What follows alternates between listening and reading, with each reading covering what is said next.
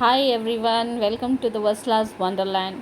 ನಮ್ಮ ಪ್ರಥಮನಿಗೆ ಸ್ಪ್ರೌಟ್ಸಿಂದ ಅವರೇ ಮನೆಯಲ್ಲಿ ತಾವೇ ಸ್ವಂತನಾಗಿ ಏನಾದರೂ ಬೆಳ್ಕೊಂಡು ಬಾ ಅಂತ ಪ್ರಾಜೆಕ್ಟ್ ಕೊಟ್ಟಿದ್ದರು.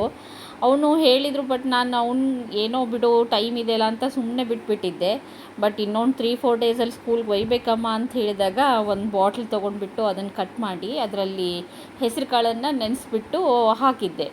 ಅದು ಮರುದಿವ್ಸನೇ ಇಷ್ಟಿಷ್ಟು ಉದ್ದ ಮೊಳಕೆ ಬಂದುಬಿಟ್ಟಿತ್ತು.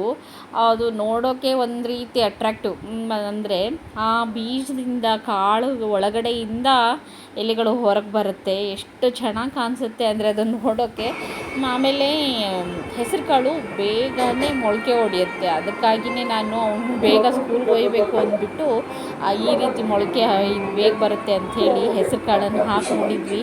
ಎಷ್ಟು ಚೆನ್ನಾಗಿ ಬಂತು. ಅವನು ಅದನ್ನು 3 ಡೇಸಲ್ಲಿ ಸ್ಕೂಲ್ಗೆ ಒಯ್ದು ಕೊಟ್ಟಿದ್ದಾನೆ. ಅಲ್ಲಿ ಇಟ್ಟಿದ್ದಾರಂತೆ. ಇನ್ನೂ ಬೆಳೆದಿದೆ ಅಮ್ಮ, ಚೆನ್ನಾಗಿ ಬೆಳೆದಿದೆ. ನನ್ನ ಸೈನ್ಸ್ ಮ್ಯಾಮ್ ನನಗೆ ವೆರಿ ಗುಡ್ ಪ್ರಥಮ್ ಅಂತ ಹೇಳಿದರು ಅಂತ ಖುಷಿಯಾಗಿ ಹೇಳ್ದ ಅವನು. ನೋಡಿ ಎಷ್ಟು ಚೆನ್ನಾಗಿ ಬಂದಿದೆ ಅಂತ. ನೀವು ಒಂದು ಸರ್ತಿ ಮನೇಲಿ ಹೀಗೆ ಹಾಕಿಬಿಟ್ಟು ಟ್ರೈ ಮಾಡಿ ನೋಡಿ, ಚೆನ್ನಾಗಿರುತ್ತೆ. Thank you.